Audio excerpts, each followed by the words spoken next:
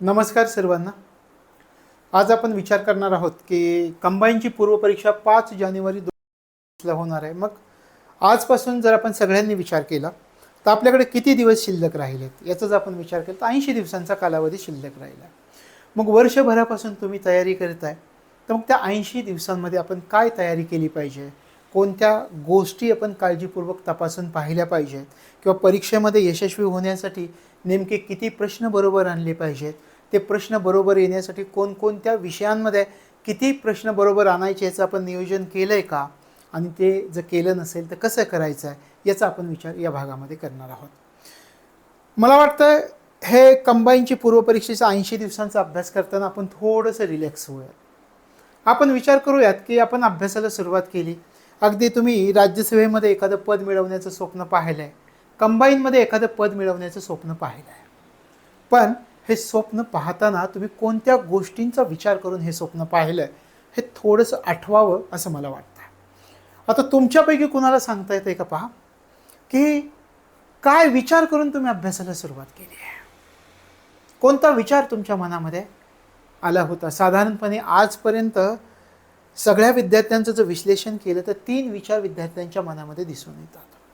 पहिला विचार आहे की मी समाजामध्ये जगतोय, मग समाजामध्ये मला मान प्रतिष्ठा मिळाली पाहिजे. दुसरा विचार आपण केला की समाजाचं आपण काहीतरी देणं लागतो, मग समाजासाठी सुद्धा आपल्याला काहीतरी करता आलं पाहिजे.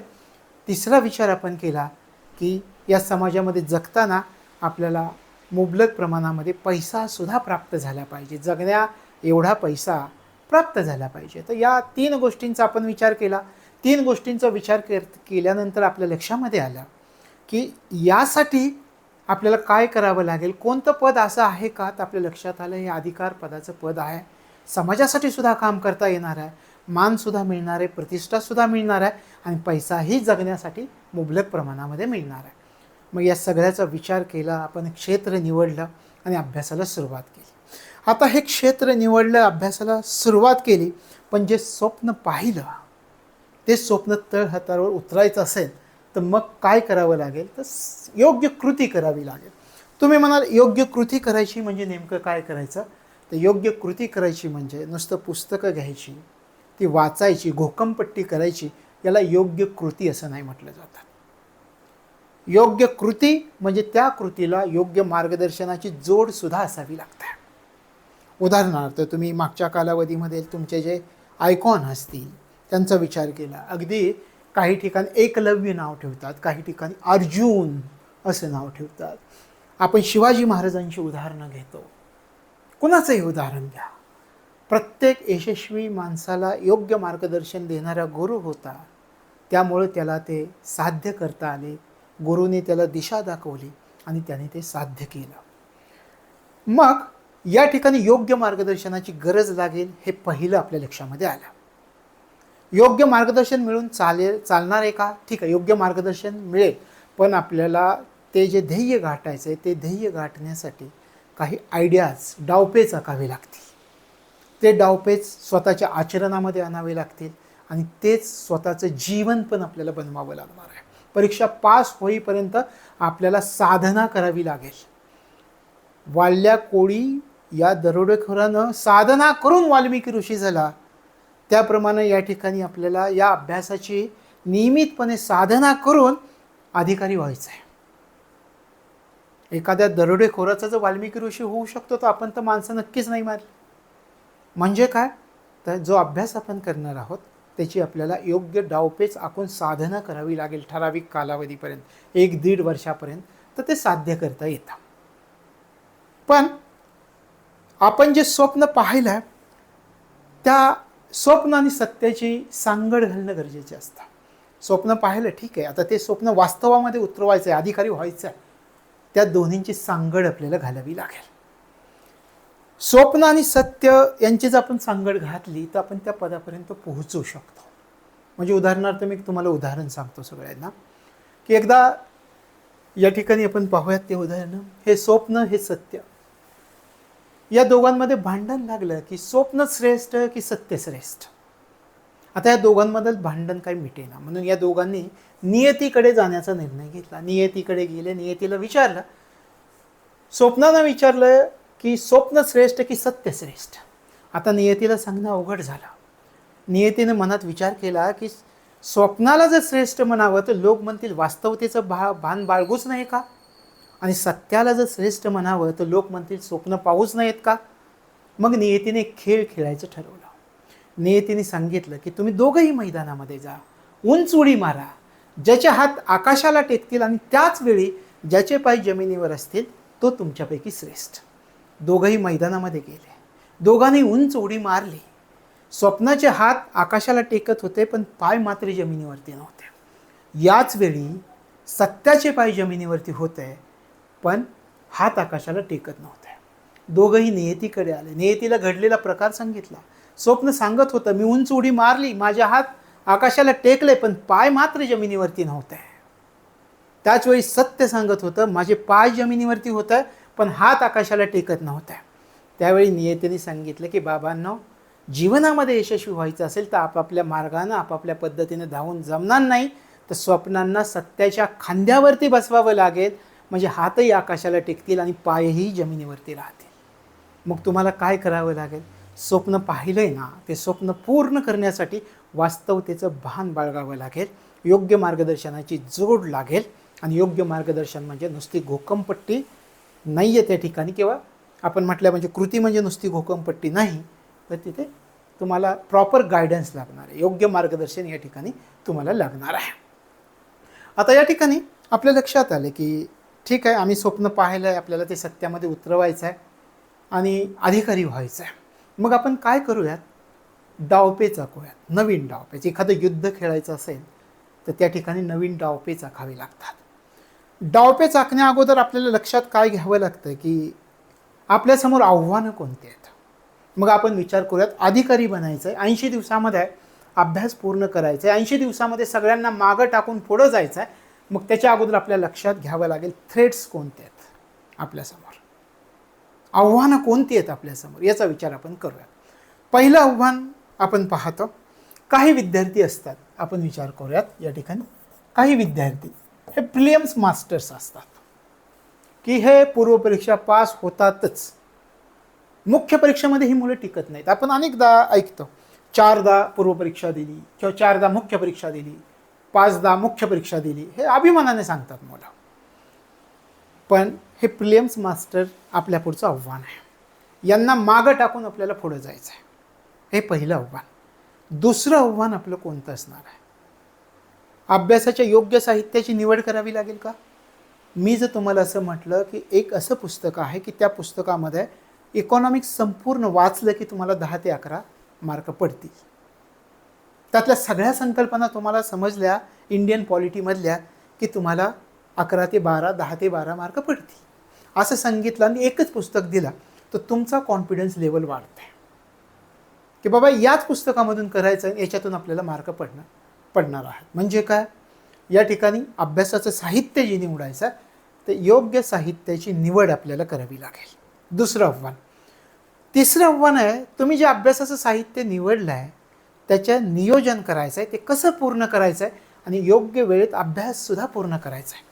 आता आपल्यासमोर आव्हान आहे, वर्षभर जो अभ्यास केला आहे तो 80 दिवसामध्ये त्याचं योग्य नियोजन करून ते परीक्षा पास होण्यामध्ये परिवर्तन झालं पाहिजे, हे आपलं ध्येय आहे. बरोबर आहे? ठीक आहे. मग माझ्या मनामध्ये प्रश्न येतो, मला असे किती निश्चित मार्क पडले पाहिजेत की ज्याच्यामधून मला परीक्षा पास होता येईल? सगळे जाऊन, म्हणजे चुकीचे प्रश्न हे जाऊन, सगळे जाऊन तुमचे किती प्रश्न बरोबर आले पाहिजेत?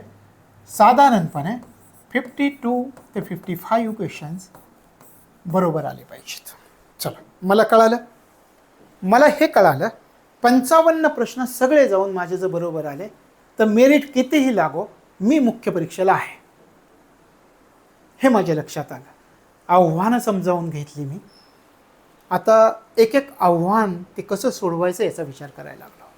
मागच्या मेरिटचा मी अभ्यास केला 4-5 वर्षाच्या. त्याच्यामधून माझ्या लक्षात येतं की 52 ते 55 मार्क जर पडले, 55 पडले तर निश्चितच आपण मुख्य परीक्षेला जातो आहे. मला एवढे मार्क पडायचे. मग पुन्हा माझ्या लक्षामध्ये आलं, हे जर 55 प्लस 55 क्वेश्चन आपल्याला बरोबर आणायचे हे क्वेश्चन. तर मला परीक्षेमध्ये 100 पैकी पेपरमध्ये किती प्रश्न सोडवावे लागतील?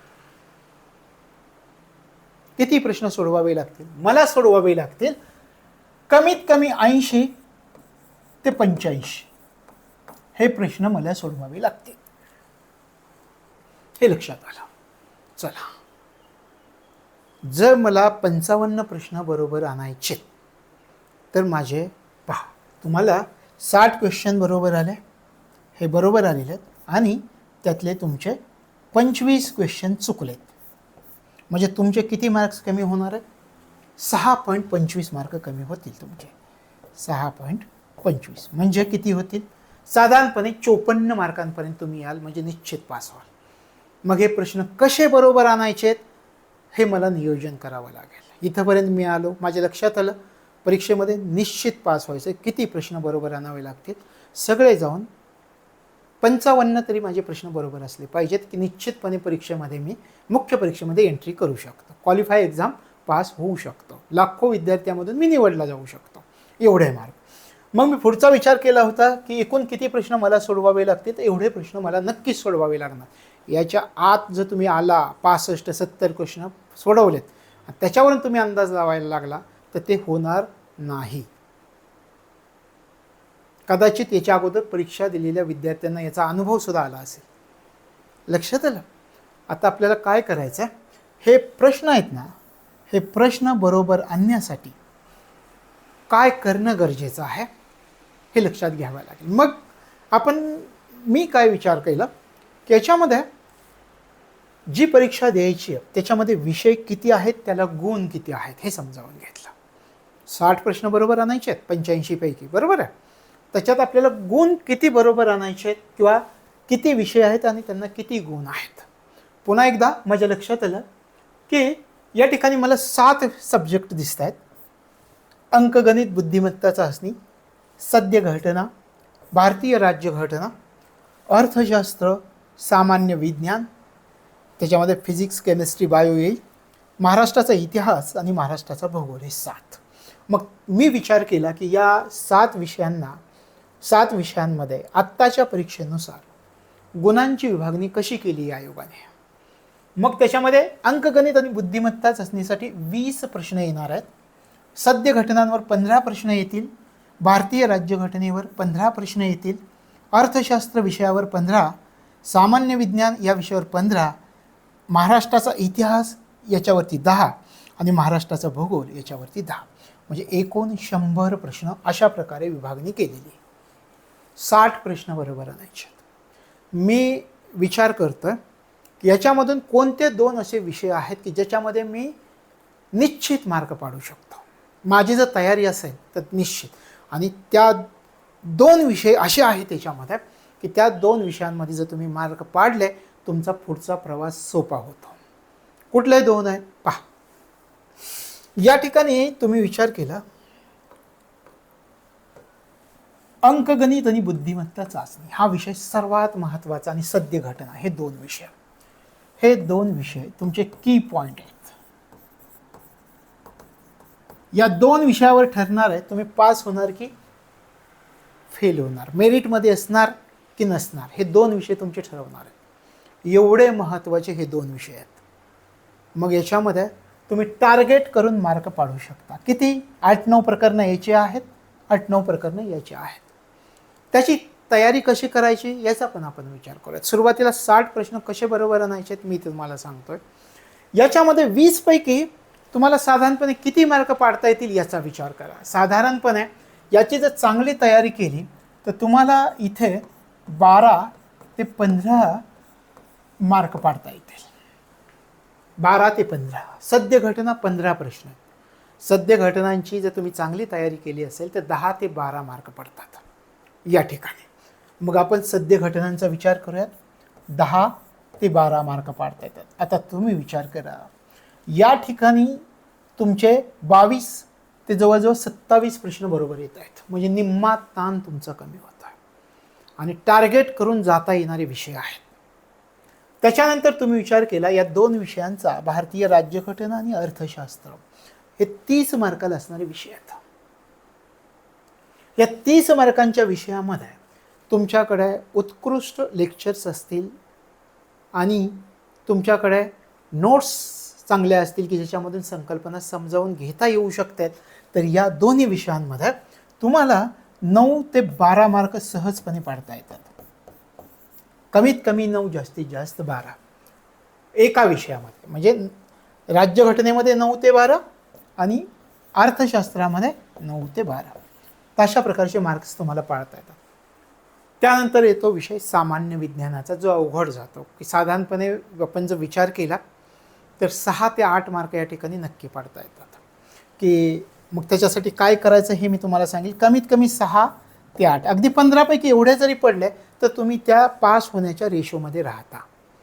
त्याच्यानंतर राहिला महाराष्ट्राचा इतिहास आणि महाराष्ट्राचा भूगोल. आता या ठिकाणी महाराष्ट्राचा इतिहास आणि महाराष्ट्राच्या भूगोलाचा जर विचार केला तर या ठिकाणी सुद्धा 6 ते 8 मार्क तुम्हाला पाडता येतात आणि महाराष्ट्राच्या भूगोलामध्ये सुद्धा 6 ते 8 मार्क तुम्हाला पाडता येतात.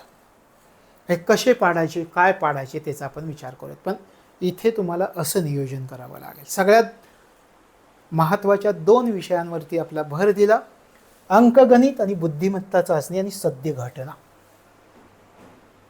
याच्यामध्ये जर चांगला अभ्यास केला तर निम्मा पेपर तुमचा इथे कव्हर होतो, निम्मा ताण. आणि दुसरी गोष्ट, त्याच्या पाठोपाठ येणारे राज्यघटना, अर्थशास्त्र हे समजावून घेणारे विषय आहेत की जिथे तुम्हाला आपण म्हटल्याप्रमाणे साधारणपणे 9 ते 12 मार्क पडू शकतात. सामान्य विज्ञानामध्ये तुम्ही जर विचार केला तर 6 ते 8 मार्क पडू शकतील आणि इतिहास आणि भूगोलामध्ये 6 ते 8. आता साधारणपणे आपण विचार करूयात की याचा रेशो किती झाला आहे. 12, 22, 18, 40, 46, 50, 52, 58 प्रश्न कमीत कमी तुमच्या बरोबर येऊ शकतील.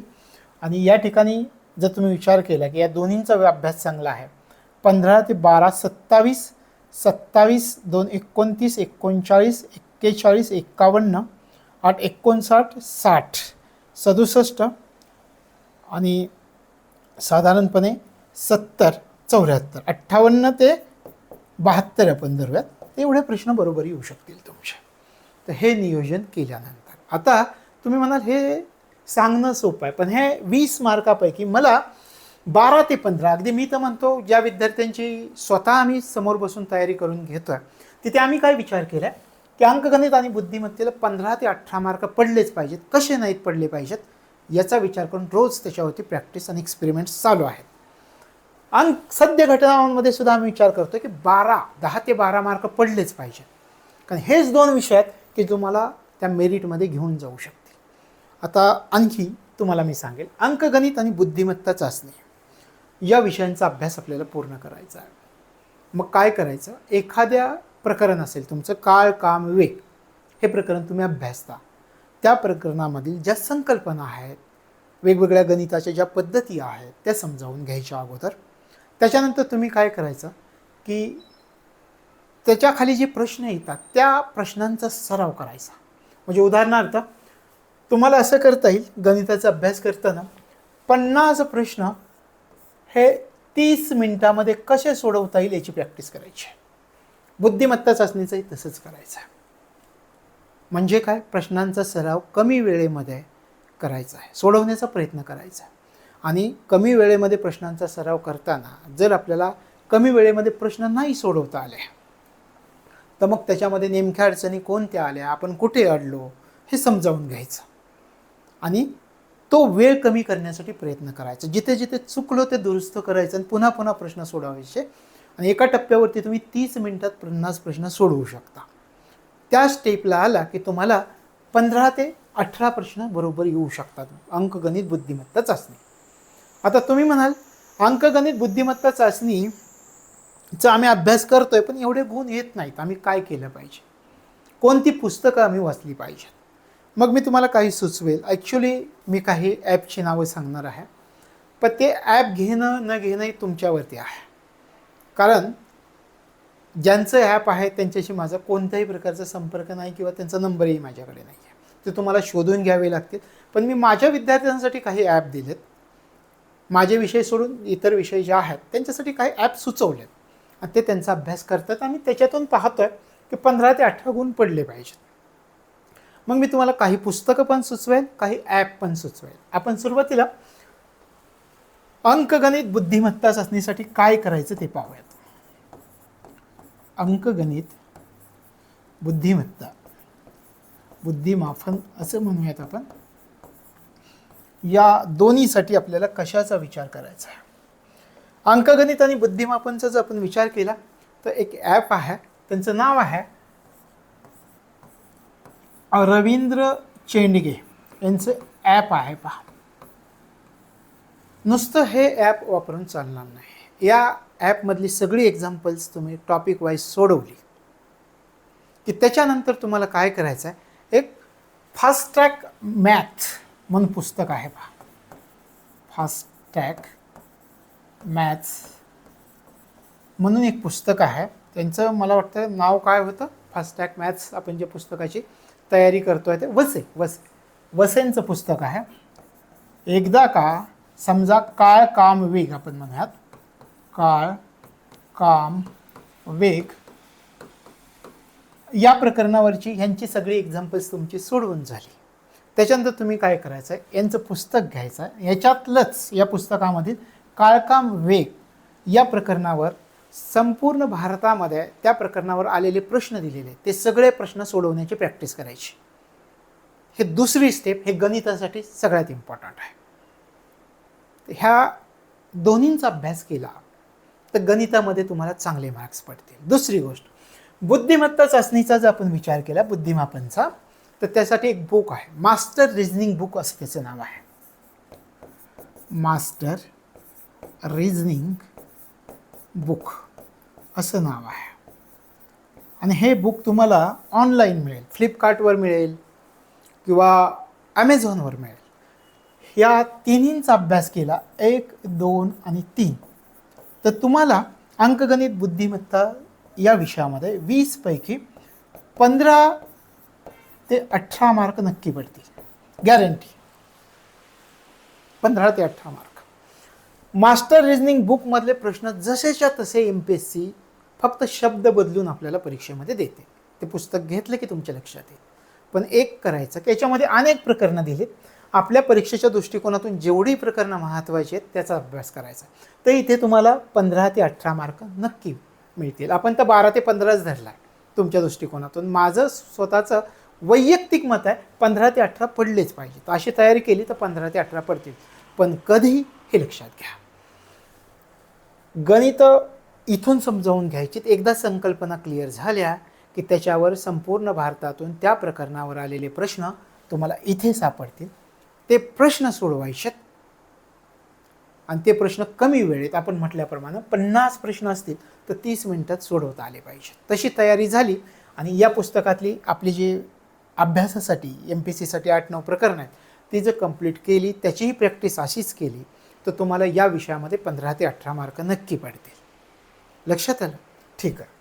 म्हणजे या ठिकाणी आपण जे म्हणत होतो 20 पैकी 12 ते 15, 12 ते 15च आपण म्हटलं, पण 15 ते 18 पडू शकतात जर पूर्ण अभ्यास केला, त्यात झोकून देऊन प्रॅक्टिस केली तर. कमीत कमी तुम्हाला एवढे तर नक्की पडतील. ठीक. सद्य घटना.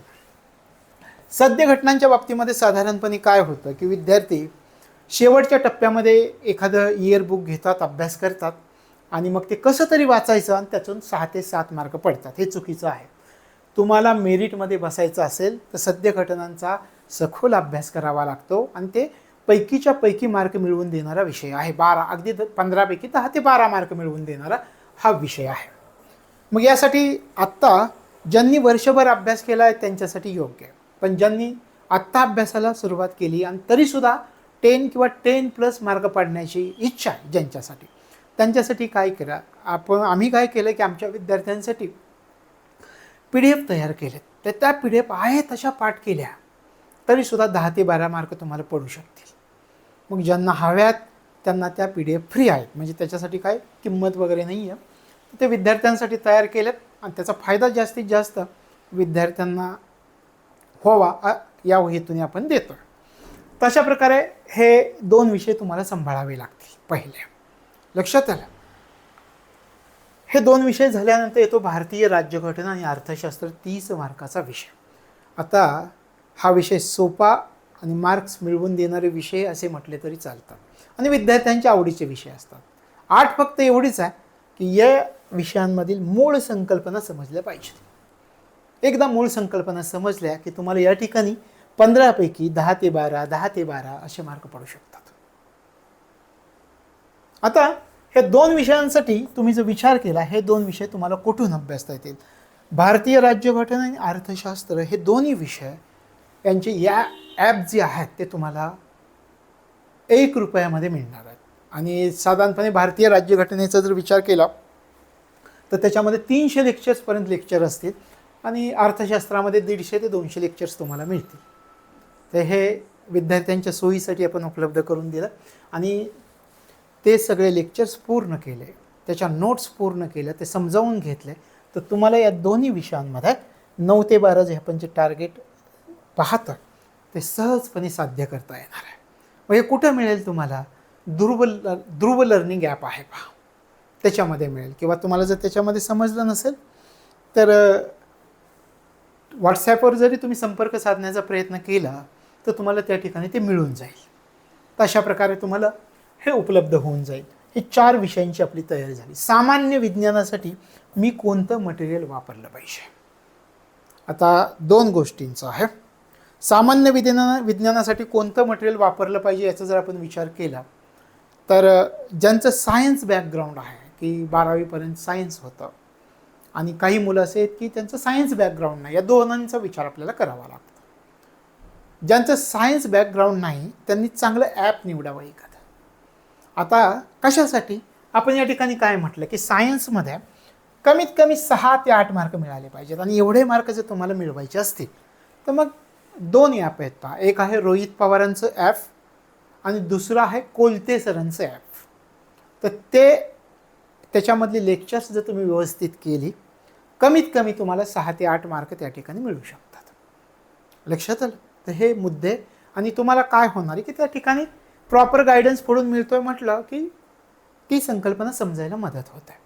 तर तेवढं केलं तरी 6 ते 8. हां, कोणाला जास्त आत्मविश्वास असेल, खूप मला करायचं आहे, तर मग त्यांना मी सांगतो की हे जे पुस्तक आपल्याला म्हणतो 15 मार्कापैकी तुम्ही 10 ते 12ही पाडू शकता.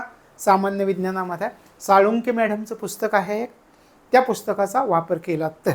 पण ते पुस्तक तयार करणं थोडंसं मला कठीण वाटतं. म्हणून तुम्हाला सध्या काय केलं पाहिजे तर आपल्याला कमीत कमी एवढा रेशो आला पाहिजे. तर मग एखाद्याची लेक्चर घ्या, कोणाची परीक्षेच्या दृष्टिकोनातून उपयुक्त असणारी, कमीत कमी एवढे मार्क पाडून देणारी, तर तुम्हाला सामान्य विज्ञानामध्ये एवढे मार्क पडतील. या दोघांच्यापैकी कोणाचंही तुमची चॉईस असेल त्याचे लेक्चर्स घेतले तरी. लक्षात आलं? तर हे लक्षामध्ये ठेवायचं. त्यानंतर महाराष्ट्राचा इतिहास आणि महाराष्ट्राचा भूगोल हा विषय होतो. हे कटारेंचं पुस्तक तुमच्या सगळ्यांना माहिती आहे. ते पुस्तक व्यवस्थित वाचलं, त्याच्यावरचे प्रश्न सोडवले, सोशल रिफॉर्मर्स जे आपले आहेत महत्त्वाचे ते व्यवस्थितपणे तयारी करायची. आता सोशल रिफॉर्मर्स, समाजसुधारक यांची तयारी कशी करायची? तर समाजसुधारकांची तयारी करत असताना त्या ठिकाणी तुमचा पुस्तकामधील अभ्यास संपला की गुगलवर जाऊन त्या समाजसुधारकांविषयी आणखी काय आहे का, कुठले पॉईंट्स राहिलेत का, हे समजावून घ्यायचं. साधारणपणे तुम्ही दररोज एका समाजसुधारकासाठी गुगलवरती गेला तर 7 ते 8च दिवसात तुमचे सगळे समाजसुधारक पूर्ण होतील आणि मार्क्स मिळवून देतील तुम्हाला. पण कधी? अगोदर पुस्तकामध्ये जे जे आहे ते तुमच्याकडे असलं पाहिजे, स्वतःच्या नोट्स असल्या पाहिजेत, ते समाजसुधारक सहजपणे तुम्हाला सांगता आले पाहिजेत इतरांना, आणि मग त्याच्यावरचे पॉईंट शोधून घ्यायचे. तशा प्रकारे आपण म्हटल्याप्रमाणे की अनिल कटारे यांचं पुस्तक आणि महाराष्ट्राच्या भूगोलासाठी सौदींचं पुस्तक तुमच्या सगळ्यांकडे आहे आणि इतरही तुम्ही पुस्तकं वापरता. मग त्याच्यामध्ये जास्तीत जास्त प्रश्नांचा सराव तुम्हाला करायचा. महाराष्ट्राच्या भूगोलाचा विचार केला तर तुम्हाला ₹1 2,500 प्रश्न 3 ते 4 वेळा सोडवण्यासाठी मिळतील या ॲपमधून आपल्या. त्याच्यामुळे काय होईल की प्रत्येक टॉपिक वाईज क्वेश्चन्स तुम्हाला सोडवता येणार आहेत. तशा प्रकारे ह्या सगळ्या विषयांची तयारी करून एवढे मार्क्स आपल्याला पाडता येतात. तुमच्या लक्षात आलं? सद्य घटनांविषयी आपण विचार केला, अंकगणित, बुद्धिमत्ता चाचणी, या 2 विषयांना आपण सर्वात जास्त भर दिला आणि त्याच्यानंतर हे 2 विषय आपल्या आवडीचे म्हणून आपण सावध पद्धतीने त्याचाही अभ्यास केला. त्याच्यानंतर सामान्य विज्ञानामध्ये आपण आणखी सावध झालो कमीत कमी मला किती मार्क पडले पाहिजे? 6 ते 8 मार्क पडले पाहिजेत. त्यानंतर महाराष्ट्राचा भूगोल आणि महाराष्ट्राच्या इतिहासामध्ये आपण विचार केला की या ठिकाणी आपल्याला कटारेंचं पुस्तक वापरायचं आहे. तेच वापरता वापरता सोशल रिफॉर्मर्स जे आहेत त्यांचा अभ्यास व्यवस्थित करायचा, त्याच्यावरचे प्रश्न सोडवायचे आणि महाराष्ट्राच्या भूगोलामध्ये तेच करायचं आहे. सगळ्या संकल्पना समजावून घ्यायच्या, त्याच्यावरचे जास्तीत जास्त प्रश्न आपल्याला सोडवायचे.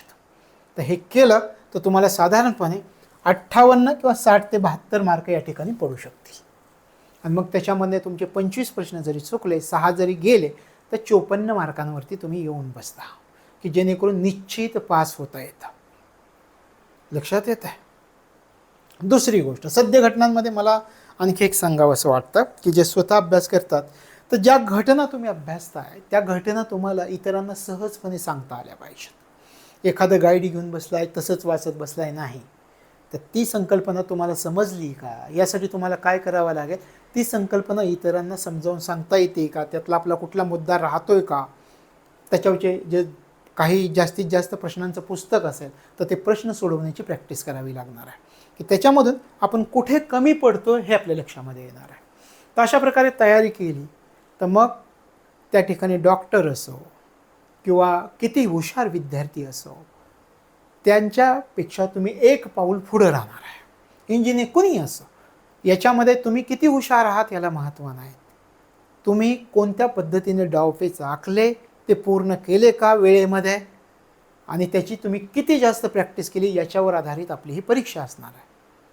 लक्षात आलं? तर हे लक्षामध्ये ठेवायचं आहे.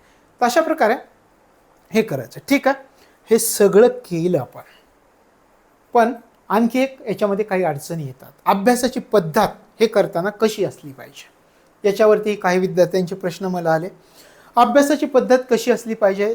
अभ्यास करताना जर एखादी संकल्पना समजत नसेल तर ती तशीच सोडून नाही द्यायची, समजावून घ्यायची. म्हणजे की बऱ्याचदा विद्यार्थी काय करतात, हे कसं विचारू, मग ते तो प्रश्न विचारत नाही आणि मग त्या प्रश्नाचं उत्तर त्यांच्यापाशी नसतं. तर कोणत्याही प्रकारची लाज न बाळगता अगदी निर्भीडपणे तुम्ही त्या संकल्पना समजावून घेणं गरजेचं आहे या परीक्षांमध्ये. आणि मग त्याच्यामुळं काय होईल, तर प्रत्येक संकल्पना तुमच्या लक्षामध्ये यायला लागेल आणि तुम्हाला त्याची तयारी करता येईल आणि मग तुमचा तो विषय पूर्ण होईल. उदाहरणार्थ तुम्हाला सांगतो की तुम्ही तुमच्या मनामध्ये जो निर्भीडपणा निर्माण करायचा आहे त्याच्यामुळं काय फायदे होऊ शकतात, की तुम्ही सर्वोच्च पातळीवरती पोहोचू शकता. जे जे येत नाही ते समजावून घेणे. एक उदाहरण तुम्हाला सांगतो की आम्ही MBA कॉलेजमध्ये शिकत असताना एक घटना घडली होती की सगळे विद्यार्थी एका सेमिनार हॉलमध्ये जमले होते. सगळेजण जमले आणि सरांनी विद्यार्थ्यांना प्रश्न विचारायला सुरुवात केली की तुम्हाला कशामध्ये MBA करायचं आहे. मग प्रत्येकानं सांगायला सुरुवात केली की कोणी सांगितलं मला HR मध्ये करायचं आहे, कोणी सांगितलं फायनान्समध्ये करायचं आहे, कोणी सांगितलं IT मध्ये मला MBA करायचं आहे.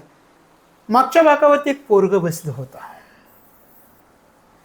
या पोरानं काहीच उत्तर दिलं नाही. सरांनी त्याला प्रश्न विचारला की तुला कशामध्ये MBA करायचं आहे. ते पोरगं उठलं आणि सांगितलं सर मार्केटिंगमध्ये MBA करायचं आहे. त्याला र म्हणता येत नव्हतं, रला ल म्हणायचं. मग ते सगळेजण हसले. सर म्हणले तुला नीट म्हणता येत नाही आणि तू मार्केटिंगमध्ये MBA करायचं चाललाय. मग त्याला पुन्हा एकदा सरांनी विचारले आता सांग म्हटलं तुला कशामध्ये MBA करायचं आहे. मग त्यांनी सांगितलं सर केलं तर मार्केटिंगमध्ये MBA करणार नाही तर करणार नाही.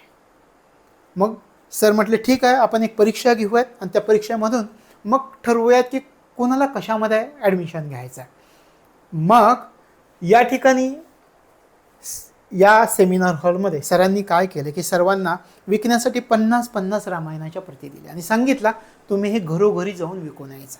आता प्रश्न असा होता, आव्हान असं होतं की प्रत्येकाच्या घरी रामायणाच्या प्रती होत्या, हे विकायचं कसं, कोणाला विकायचं. तरीसुद्धा ठरलं 50-50 रामायणाच्या प्रती दिल्या आणि आठवड्याभरानं सगळेजण त्या सेमिनार हॉलमध्ये जमणार होते. आठवड्यात संपला, पुढच्या सोमवारी सगळेजण त्या सेमिनार हॉलमध्ये एकत्र आले.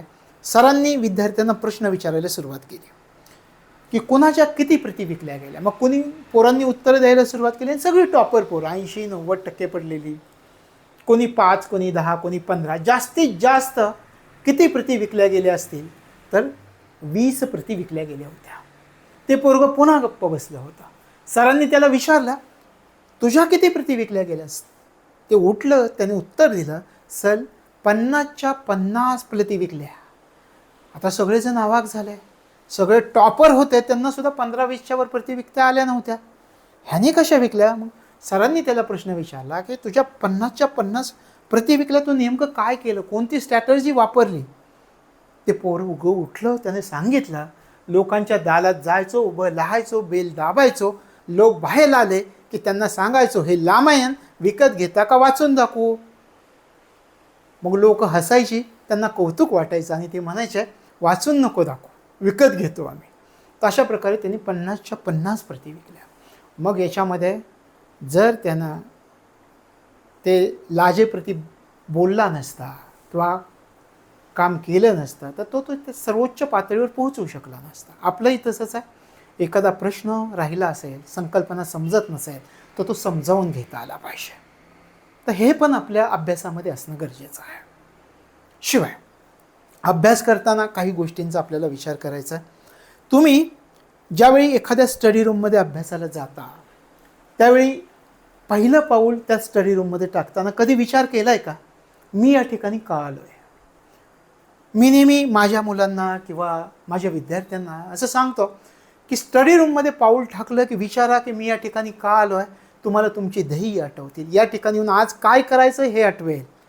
कोणती टार्गेट्स तुम्ही आखलीत हे तुम्हाला आठवेल. ते पूर्ण करण्यासाठी तुम्ही झपाट्याने प्रयत्न कराल.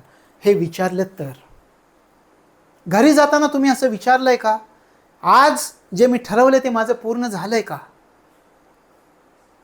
या गोष्टी तुम्हाला कराव्या लागतील. तुम्ही जी परीक्षा देताय त्या ठिकाणी प्रत्येक डावपेच यशस्वी होण्यासाठी तुम्हाला हा जो गोल पूर्ण करायचा असेल मोठा, तर रोजचं छोटं छोटं छोटं छोटं गोल तुम्हाला साध्य करावं लागेल. आणि अशा प्रकारे छोटे छोटे गोल्स तुम्ही साध्य केलं तर हे मोठं गोल एक दिवस पूर्ण झाल्याशिवाय राहणार नाही. हे तुमचं रोजचं ध्येय आहे. तुम्ही रोज विचारलं पाहिजे की हे माझं आजचं गोल होतं, ते आजचं गोल पूर्ण झाले का? उद्या पुन्हा विचाराल, पुन्हा विचाराल. असं करत करत हे गोल कधी पूर्ण झालं हेच तुम्हाला समजणार नाही. म्हणजे काय, आज काय करायचं आहे हे अगोदरच्या दिवशी तुम्ही ठरवलं पाहिजे. उद्या काय करायचं आहे, मला उद्या कुठले पॉईंट्स करायचे आहेत, काय पूर्ण करायचं आहे. अभ्यास किती वेळ करता याला काहीही महत्त्व नाही. अभ्यास काय केला, आज जे ठरवलं ते साध्य झालं का? कारण आज जे करणार आहे त्या करण्यावर तुमचं उद्याचं भविष्य ठरणार आहे. आज जर अपूर्ण राहिलं, तेच 2-3 दिवस पुढंच गेलं, तर एकाची 2-3 वर्ष होणार आहेत. एक वर्ष वाढत जाणार आहे. त्यामुळे रोजचं टार्गेट छोटं असलं पाहिजे, रोजचं टार्गेट पूर्ण झालं पाहिजे. रोजचं टार्गेट जे पूर्ण करायचं ते लिहून तुमच्यासमोर डायरीमध्ये पाहिजे. आज हे पूर्ण करायचं आहे. स्टडी रूममध्ये गेल्यावर तुम्ही विचारलं पाहिजे का आलो आहे. जाताना विचारलं पाहिजे की आजचा अभ्यास पूर्ण झाला का, मी समाधानी आहे का? समाधानी नसाल तर परिस्थिती धोकादायक आहे हे लक्षात ठेवायचं. या गोष्टी महत्त्वाच्या या परीक्षेमध्ये, तुम्ही जी परीक्षा देते. कारण कॉलेजच्या अभ्यासाची काठिण्य पातळी आणि स्पर्धा परीक्षेची काठिण्य पातळी याच्यामध्ये जमीन अस्मानाचा फरक आहे. कॉलेजमध्ये तुम्ही 15 दिवस अभ्यास करून सुद्धा पास होऊ शकता. स्पर्धा परीक्षेत अजिबात तसं होत नाही. स्पर्धा परीक्षेमध्ये तुम्हाला अभ्यास करावाच लागतो. अनेक विद्यार्थ्यांचे मला प्रश्न येतात, सर हे जे मॅरेथॉन लेक्चर्स आहेत ते तुम्ही का देत नाही? मी वैयक्तिकरित्या स्वतः असं मानतो, मॅरेथॉन लेक्चर्समधनं विद्यार्थ्यांची फसवणूक होते असं मला वाटतं वैयक्तिकरित्या. ज्याचा त्याचा प्रश्न आहे. का मागच्या 5 वर्षाचे मॅरेथॉन लेक्चर्स ऐका आणि या परीक्षेला जा. किती प्रश्न येतात मला सांगा त्या मॅरेथॉन लेक्चर्समध्ये? 1-2 तरी आली का? 3 प्रश्न येतात का? 2-3 15 पैकी? मग हे मॅरेथॉन लेक्चर्स कशासाठी मी तुम्हाला देऊ? तर माझं म्हणणं असं आहे, एक्झाम ओरिएंटेड काय आहे हे ओळखता आले पाहिजे. कॉलेजच्या अभ्यासाची काठिण्य पातळी आणि स्पर्धा परीक्षेची काठिण्य पातळी याच्यामध्ये जमीन अस्मानाचा फरक असतो. इथे काही तुम्हाला नियमितपणे तेवढा अभ्यास पूर्ण करावा लागेल आणि त्या संकल्पना पूर्णपणे समजावून घ्याव्या लागतील, जेणेकरून तुम्ही मेरिटमध्ये बसणार आहे. आणि कदाचित तुम्ही पूर्वपरीक्षा पासही व्हाल, पण मुख्य परीक्षा अशा पद्धतीच्या अभ्यासाने पास नाही होत आहे. रोज छोटे छोटे टार्गेट्स आखून ते पूर्ण करावे लागतात. लक्षात आलं? अजून काही प्रश्न आले की अभ्यास करताना काय टाळता आलं पाहिजे. पहिली गोष्ट मी सांगतो की अभ्यास करताना जितकं शक्य होईल तेवढं मोबाईलपासून दूर राहा. 2-3 तास जर तुमचं मोबाईलमध्ये जात असतील तर ते धोकादायक परिस्थिती आहे. तर मोबाईल दूर ठेवा. आई-वडिलांचे फोन, महत्त्वाचे फोन असतील तर त्यासाठी तो मोबाईल आहे. पहिली गोष्ट. दुसरी गोष्ट, यूट्यूबवरील असे अनावश्यक लेक्चर्स टाळा की ज्याच्यामधून तुमचा वेळ जातो आहे. तुम्ही वर्षभर एखाद्या यूट्यूबमधून लेक्चर पाहता, मग त्याच्यावरून तुम्ही असं ॲनालिसिस केलं आहे का की हे जे आपण पूर्ण लेक्चर पाहिलं त्याच्यामधून परीक्षेमध्ये काय प्रश्न आले, परीक्षेमध्ये काय फायदा झाला, हे तुम्हाला ओळखता आलं पाहिजे. कारण एवढं चाणाक्ष तुम्ही असला पाहिजे. ज्या पद्धतीची तुम्ही परीक्षा देताय, जे अधिकार पद मिळवण्याचं स्वप्न पाहताय, त्या ठिकाणी या गोष्टी तुम्हाला समजल्या पाहिजेत. पटकन लक्षात आलं पाहिजे हे एक्झाम ओरिएंटेड आहे की नाही, ते बाजूला पण करता आलं पाहिजे. आपण मागच्या लेक्चर्समध्ये पण म्हटलं, व्हॉट्सॲप युनिव्हर्सिटीचं जग आहे. व्हॉट्सॲपवर जे येईल ते सत्य मानतो. अनावश्यक गोष्टींवर चर्चा टाळा. अनावश्यक गोष्टी त्या व्हॉट्सॲपमधून खरं मानण्याचं टाळा. चौथी गोष्ट मी तुम्हाला सांगेल की ताण घेऊन अभ्यास करू नका. स्ट्रेस घेऊन अभ्यास करू, त्या अभ्यासाचा काहीही फायदा होत नाही. ताण घेऊन अभ्यास केला. ताण घेऊन अभ्यास म्हणजे काय, हे करायचं आहे 12 तास 16 तास 8 तास, काही उपयोग नाही. 8 तास नियमितपणे व्यवस्थित आज काय करायचं हे गोल ठरवून अभ्यास केला तरी 1.5 वर्षात पास होत आहेत. 16 तास अभ्यास करणारे 3-3 5 तास 5-5 वर्ष अभ्यास करताय आणि तेच पुस्तक वाचतायत. बघा तुम्ही आजही स्टडी रूममध्ये घ्या, मागचे 3 वर्ष अभ्यास करतात, 5 वर्ष अभ्यास करतात, आजही तेच पुस्तक वाचतायत. मग या 3 वर्षात 5 वर्षात संकल्पना नाही समजल्या का? त्याचं उत्तर आहे, तुम्ही हे छोटे गोल्स आखलेच नाहीत आणि हे पूर्ण केलेच नाहीत, म्हणून पुन्हा पुन्हा तीच पुस्तकं तुम्हाला वाचावी लागतात. तुमच्या संकल्पना स्पष्ट झालेल्या नाही आहेत. म्हणजे पाठ करायचं नाही तर संकल्पना समजावून घेण्यावरती भर दिला पाहिजे. एक्झाम ओरिएंटेड अभ्यास कसा असला पाहिजे हे आता आपल्याला लक्षात आलं पाहिजे. कारण आपण महाराष्ट्र शासनाची एवढी मोठी परीक्षा देतो, तर या गोष्टी आपल्याला लक्षात आल्या पाहिजे. अधिकारी म्हणून काम करताना लोक ओळखता आली पाहिजेत आणि लोकांच्या पद्धतीनं काम करता आलं पाहिजे. तर या गोष्टी आपल्याला माहिती असणं गरजेचं आहे. हे सगळं लक्षात घेऊन तयारी केली आणि आपण या ठिकाणी जो विचार केला की हे विषयांची अशी रचना करायची, अशी तयारी केली आणि या तयारीविषयी असे रोजचे छोटे गोल्स आखले, ते छोटे गोल्स पूर्ण केले की तुम्ही परीक्षा पास होता. आता महत्त्वाच्या मुद्द्यावरती मी येतो. 80 दिवसामध्ये तुम्हाला करताना जे जे विषय पूर्ण झाले त्या त्या विषयाचे जास्तीत जास्त प्रश्न सोडवायचे. प्रश्न सोडवून जिथे जिथे कमी पडेल तिथे तिथे थेरीवरती जाऊन पुन्हा ती संकल्पना क्लिअर करून घ्यायच्यात. जास्तीत जास्त प्रश्नपत्रिका सोडवायच्यात. आता मागच्या अभ्यासात आपण म्हटलं होतं की राज्यसेवेच्या प्रश्नपत्रिका पाठवून देतो, तर ज्या ज्या विद्यार्थ्यांनी मागितल्या त्या सर्वांना आपण पाठवून दिल्या. कंबाईनच्या प्रश्नपत्रिका शेवटच्या 2 महिन्यामध्ये सगळ्या प्रश्नपत्रिका तुम्हाला सोडवण्यासाठी पाठवण्याची जबाबदारी माझी.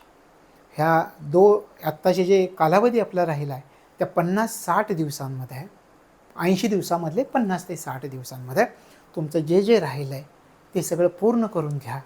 या पद्धतीनं विचार करा. सद्य घटना झाल्या नसतील, जास्तीत जास्त सद्य घटना करा. बुद्धिमत्ता चाचणी आणि अंकगणिताविषयी मी तुम्हाला प्लॅन दिला आहे, तो प्लॅन तुम्हाला प्रत्यक्षात सत्यात उतरवता येतो का ते पहा. त्याची जास्तीत जास्त प्रॅक्टिस करा.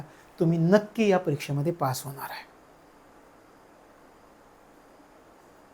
तर अशा प्रकारे आपल्याला हे तयारी करायची आहे, अभ्यासाची तयारी करायची. अगदी तर तुम्हाला अभ्यास किती सहजपणे करता येतो हे सांगण्यासाठी सांगतो. सोमवार ते शुक्रवार हा अभ्यासाची आमची एक पद्धत आहे की सोमवार ते शुक्रवार अभ्यास करायचा, शनिवार रविवार सुट्टी घ्यायची. कशासाठी सुट्टी घ्यायची? आता घेऊ नका, 80 दिवस राहिले, एकच सुट्टी घ्या, रविवारची शनिवारची घेऊ नका. पण हे कशासाठी घ्यायचं? ह्याच्या मागे एक शास्त्र आहे. शास्त्र असं आहे, 5 दिवस तुम्ही अभ्यास केला आहे, मग अभ्यास 5 दिवस केल्यानंतर तुम्हाला 2 दिवस सुट्टी मिळाली की तुमच्या मनामध्ये अशी भावना निर्माण होती की 2 दिवस आपला अभ्यास राहिला आणि सोमवारी तुम्ही नव्या जोमाने अभ्यासाला लागता. तर हा नियमितपणा कायम राहावा म्हणून आठवड्यातून एक सुट्टी घेणं गरजेचं असतं.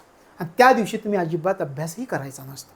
त्याच्यामुळं काय होतं की तुमचा नियमितपणा टिकून राहतो 1.5-2 वर्ष अभ्यासामधला. आणि ते साध्य करता आलं की मग संपूर्ण अभ्यास पूर्ण होतो आणि तुम्ही त्या परीक्षेमध्ये सहजपणे पास होता. तर पास होण्याची ही पद्धत असते. मग याच्यामध्ये जर तुम्हाला काही प्रश्न असतील तर तुम्ही ते प्रश्न विचारू शकता आणि या पद्धतीनं आपल्याला पुढे जाता येईल. काही प्रश्न विचारायचे?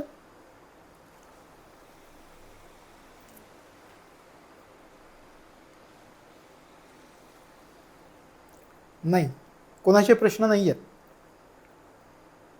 प्रत्येक गोष्ट समजली आहे व्यवस्थित? हां बोला. भीती वाटते, मनामधून भीती वाटते. हा, परीक्षेचा काळ शेवटच्या टप्प्यामध्ये आला तर बऱ्याचदा काय होतं की मनामध्ये भीती वाटायला सुरुवात होते, चलबिचल सुरू होतं. अशा परिस्थितीमध्ये काय करायचं की स्वतःच्या मनाला स्वतःच समजावून सांगण्याची कला आत्मसात करता आली पाहिजे. म्हणजे काय करायचं की मी जो अभ्यास केला आहे तो अभ्यास योग्य आहे. आणि साधारणपणे काय करायचं, अशा वेळी एखादी प्रश्नपत्रिका सोडवायला घ्यायची. ती प्रश्नपत्रिका सोडवायला घेतली आणि त्याच्यातनं तुमचे 55 प्रश्न बरोबर आले, 50 प्रश्न बरोबर आले की तुमचा आत्मविश्वास लगेच जाग्यावरती येतो एका तासात. आणि तुमच्या मनात जे विचार आलेत ते दूर निघून जातात आणि तुमच्या लक्षात येतं अभ्यास योग्य पद्धतीने झाला आहे. तर ही त्याच्यावरची एक पद्धत आहे. आणि सातत्याने मनाला सांगत राहायचं की अभ्यास मी जे केलं आहे ते योग्य आहे आणि त्याच पद्धतीनं मी परीक्षेला सामोरे जाणार आहे, मी पास होणार आहे. हा आत्मविश्वास जवळ ठेवायचा. चलबिचल झाले की काय होईल, मनाची द्विधावस्था निर्माण झाली तर काय होईल, तर मग तो अभ्यास बुडतो आपला, त्याचा ताण दुसऱ्या दिवशी पण आपल्या मनावरती येतो. तर हे करायचं आणि असं साहजिकच आहे होणं.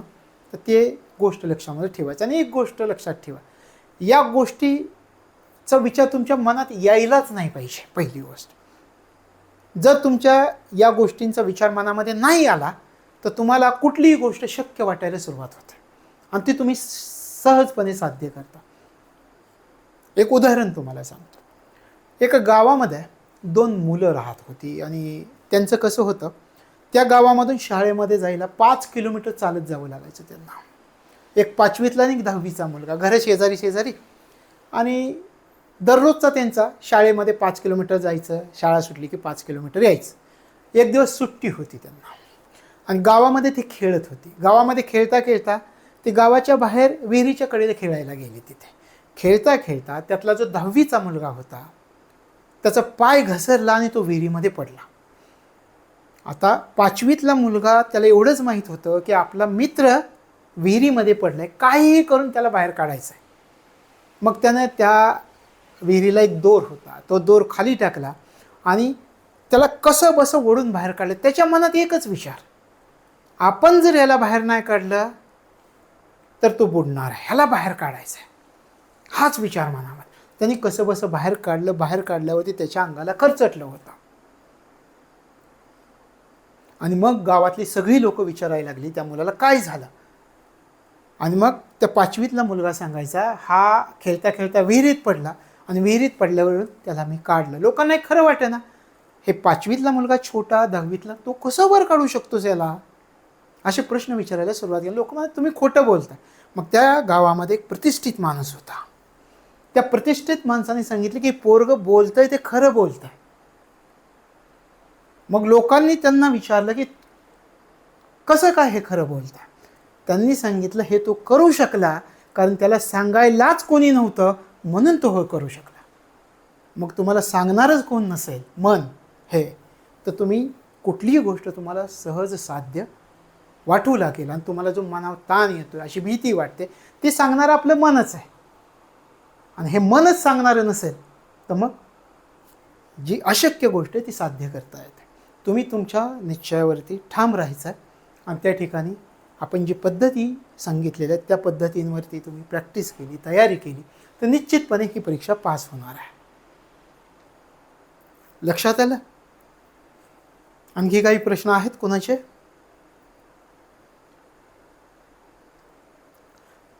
ठीक आहे, आपण या ठिकाणी थांबता. आपण विचार केला सगळ्या विषयांचा, कोणते विषय व्यवस्थित अभ्यासायचे आहेत, त्याविषयी कोणते ॲप आहेत हे पण मी तुम्हाला सांगितलं, जे महत्त्वाचे आहेत ते. आणि मग त्याप्रमाणे तुम्ही अभ्यास केला आणि आपल्या ॲपविषयी तर मी तुम्हाला सांगितलंच, 1-1 रुपयाला अगदी तुम्हाला मिळणार आहे. मग त्याच्यातून तुम्ही राज्यघटना असेल, अर्थशास्त्र असेल, सद्यघटना असेल, ह्या सगळ्यांचे अभ्यास तुम्हाला पूर्ण करता येतात आणि कुठेच जाण्याची गरज नाही. बाकीचे जे विषय आहेत या 3 विषयांव्यतिरिक्त त्या विषयांच्या मात्र तुम्हाला मी काही सुचवले त्या पद्धतीने तुम्ही तयारी करू शकता. मग याच्यातनं आणखी काही अडचणी तुमच्या असतील तुम्ही त्या पाठवल्या तरी त्याच्यावरती आपल्याला चर्चा करता येईल. या ठिकाणी आपण थांबतो. भेटूयात पुढच्या भागामध्ये. आणि दुसरी गोष्ट, तुम्हाला तुमच्या परीक्षेसाठी 5 जानेवारीच्या परीक्षेसाठी मनापासून शुभेच्छा. अशी तयारी करा आणि मला तुमचे रिझल्ट सांगा. तुम्ही पास झाल्याशिवाय राहणार नाही. या ठिकाणी आपण थांबतो. पुन्हा एकदा शुभेच्छासह थांबतो. भेटूयात पुढच्या भागामध्ये.